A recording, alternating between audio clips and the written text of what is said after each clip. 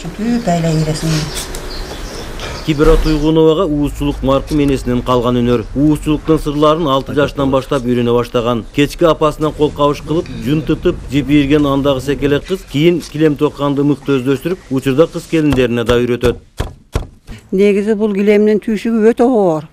Кышы менен даярдап ийирип чыгамын. Биринчи жүндү күздө эле даярдап, жууп, тазалап, ала менен кышы менен даярдайм. Күн ысыгандан баштап мына эшикке чоң килемдерди куруп, анан чеберлеримди салып, мына өзүмдүн келин кыздарым жекешкер болуп, мына кол коңшу да бар, дагы башка тууган уруктар да бар.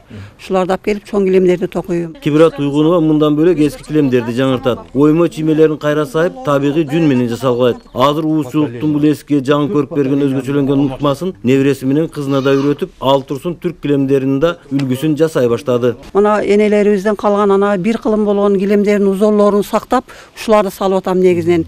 Окшош эмес бириге бири.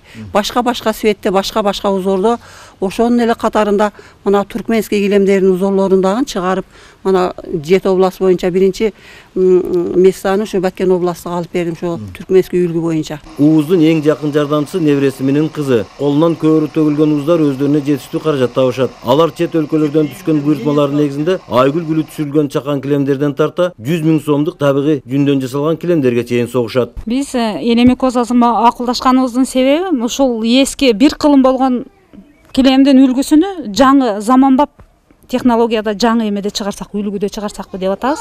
Табигый жүндүн өзүнүн светинен токулат да, бул мурда боелгон экен. Ушуну биз жаңы заманбап неме менен чыгарсакпы деп атабыз. Жаңы эң жакшы үлгү болот буюрса. Жакшы токулган килем жакшы баага сатылат. Ошондуктан даңкы далага кеткен Кибира эженин килемдерине чет элдиктерден суроо талаптар да күч. Şu darajага жеткизген мен ушу килем болду, кол өнөчүлүгүм болду. Чет мамлекеттен Швейцариядан келип булар өтө кымбат алды дагы мени кыйла ошондо көтөрүп койду. Ошонун бери мына жакшы эле жашоо тиричилигим жакшы болуп атат. Энелеринен өрнөк катары өтүп келген уузчулук өнөрүнүн 4-чү мууну Кибира Туйгунова көптөгөн эл аралык көргөзмөлөргө катышып, сертификаттардын ээси болгон. Президенттин колунан дагы ардак баракча алган айым өз аймагындагы атактуу ууздардын бири.